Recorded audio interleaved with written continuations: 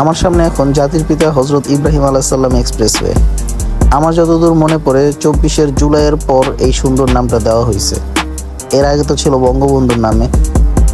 Toll দেওয়া শেষ, এবার আস্তে আস্তে আগানো যাক। এই রাস্তাটা আসলেই অনেক সুন্দর। সামনাসামনি যে সৌন্দর্যটা আমি পাইতেছি সেটা ভিডিওতে কতটুকু ফুটে উঠতেছে আমি আসলে জানি না, বাট আসলে অনেক জোস একটা রাস্তা। রাস্তাটা সুন্দর হইলেও এটা কিন্তু অনেক বেশি অ্যাক্সিডেন্ট হওয়ার একটা রাস্তা। ছেলেপেলে এখানে চলে আসে রেস করতে কিংবা বাইকের স্পিড টেস্ট করতে অথবা কর্নারিংয়ের মজা নিতে।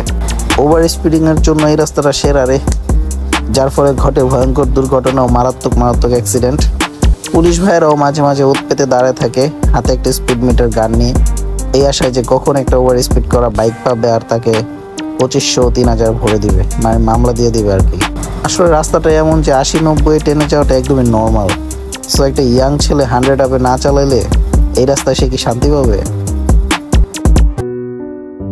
जाने तो सारा वो दिल में जो मेरे हो, पढ़ ले तू आंखें हर दफा,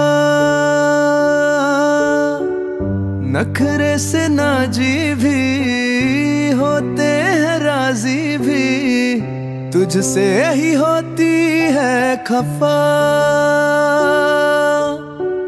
जाने तू बातें सारी, कटती है रातें सारी, जलते दिए सी उन बुझे।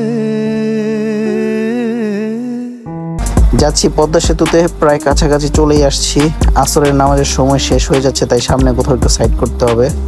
মনে হয় পদ্মা সেতুতে উঠতে উঠতে রাত হয়ে যাবে। ঠিক আছে, তাহলে দেখা হচ্ছে পদ্মা সেতুতে। আল্লাহ হাফেজ।